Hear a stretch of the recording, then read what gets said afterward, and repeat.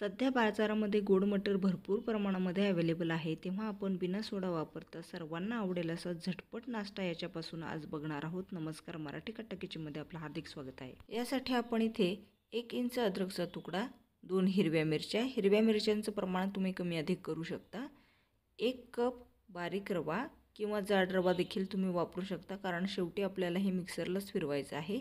अर्धा कप दही आणि अर्धा कप आपण इथे पाणी घालणार आहोत. हे मिक्सरला आपल्याला छान बारीक दळून घ्यायचं आहे आणि आता आपल्याला हे एका बाउलमध्ये काढून घ्यायचं आहे.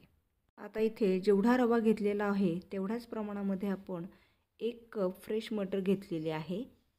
मटर आता आपल्याला दरदरीत थोडीशी पल्स मोडवर दळून घ्यायची आहे आणि तयार मिश्रणामध्ये आपल्याला ही मटर घालायची आहे. थोडीशी बारीक चिरलेली कोथिंबीर आपण इथे घालणार आहोत. एका तडक्याच्या कढईमध्ये आपल्याला थोडंसं तेल घ्यायचं आहे.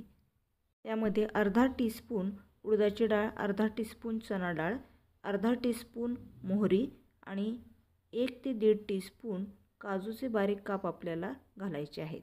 त्यानंतर थोडंसं हिंग आणि कढीपत्ता देखील आपण याच्यामध्ये घालायचा आहे आणि हा तडका आपल्याला या बॅटरला द्यायचा आहे. हे मिश्रण 10 ते 15 मिनिट झाकून ठेवायचं आहे.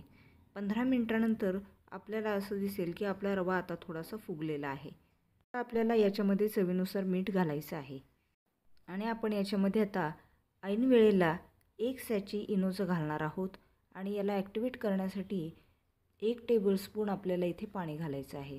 आता आपल्याला अप्पे पात्र छान तापून घ्यायचं आहे आणि याच्यामध्ये आपण थोडंसं तेल घालणार आहोत. आता आपण याच्यामध्ये थोडेसे तीळ घालणार आहोत आणि नंतर आपण याच्यामध्ये अर्धाच टीस्पून एवढं बॅटर पोर करणार आहोत.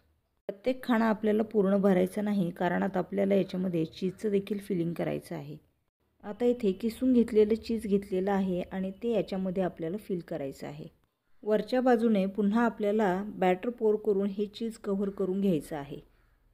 या पद्धतीने कव्हर करून घेतल्यानंतर झाकणे घालून त्याला 1 ते 2 मिनिट आपल्याला तयार होऊ द्यायचे आहेत. 2 मिनिटानंतर तुम्ही पाहू शकता अगदी सहजासहजी आपले हे अप्पे उलटत आहेत.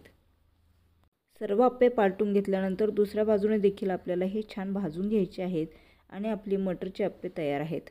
याच पद्धतीने सर्व अप्पे आपल्याला तयार करून घ्यायचे आहेत. कोडल्यावर तुम्ही पाहू शकता मस्त चीजी असे अप्पे आपले दिसत आहेत.